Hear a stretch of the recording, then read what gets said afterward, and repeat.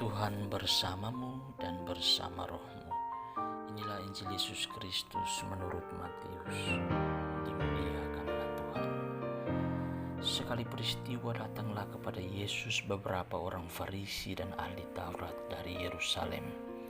Mereka berkata, "Mengapa murid-muridmu melanggar adat istiadat nenek moyang? Mereka tidak membasuh tangan sebelum makan."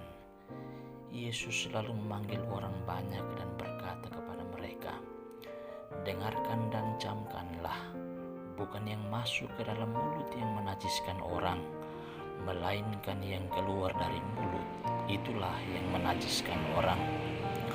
Maka datanglah para murid dan bertanya kepada Yesus, "Tahukah engkau bahwa perkataanmu telah menjadi batu sandungan bagi orang Farisi?" Tetapi Yesus menjawab, "Setiap tanaman yang tidak ditanam oleh Bapa-Ku yang di surga akan dicabut sampai akar-akarnya. Biarkanlah mereka itu. Mereka itu orang buta yang menuntun orang buta.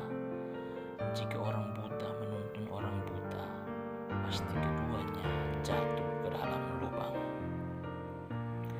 Demikianlah Injil Tuhan. Terpujilah Kristus. Bapak, Ibu, saudara-saudari umat beriman yang terkasih dalam Kristus, saat ini kita sedang dijajah oleh wabah virus corona. Meskipun telah masuk fase new normal, namun protokol kesehatan tetap harus dipatuhi dan dijalankan.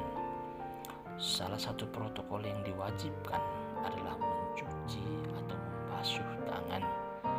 Selain itu pula, menggunakan masker dan menjaga jarak menjadi tuntutan yang mesti dilakukan demi kesehatan dan keselamatan kita bersama.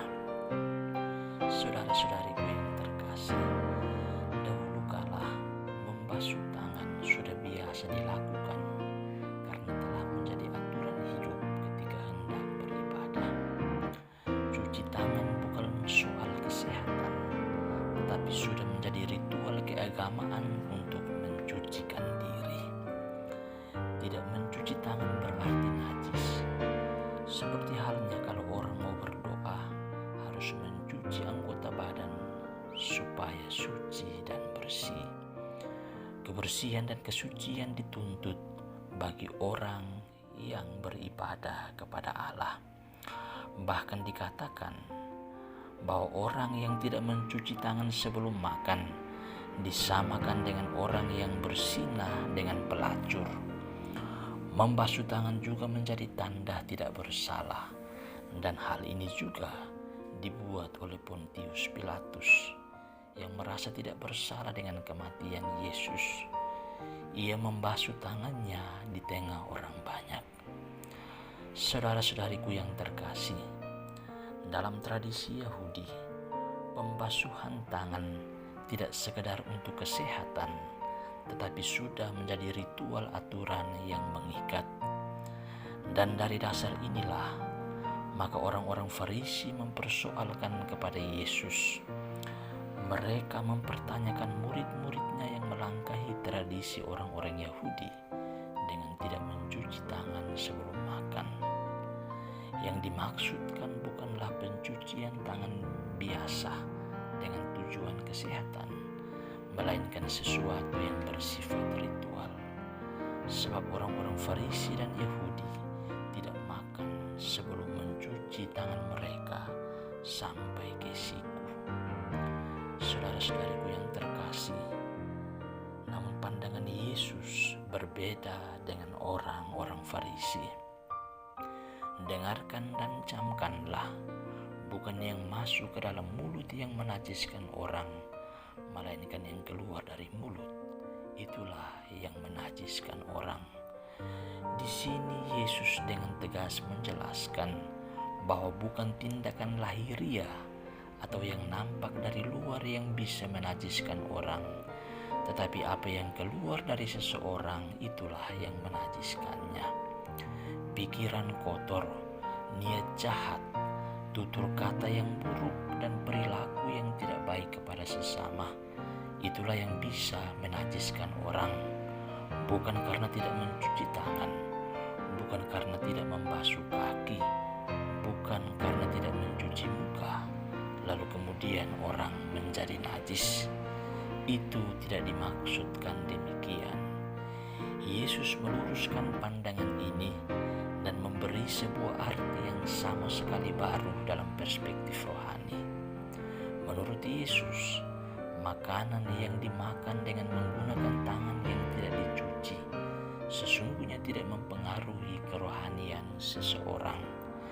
Namun apa yang keluar dari mulut seseorang, yaitu perkataannya, memperlihatkan kondisi hatinya.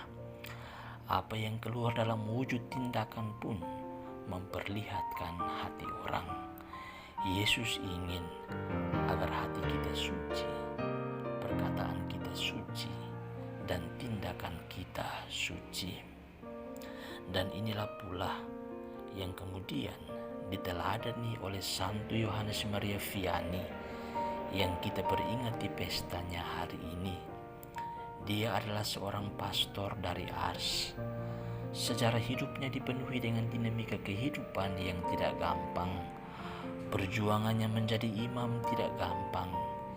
Ia yang semula menjadi tidak mampu berbicara, dianggap bodoh dan tidak berguna, akhirnya disanggupkan oleh cinta Tuhan yang istimewa baginya.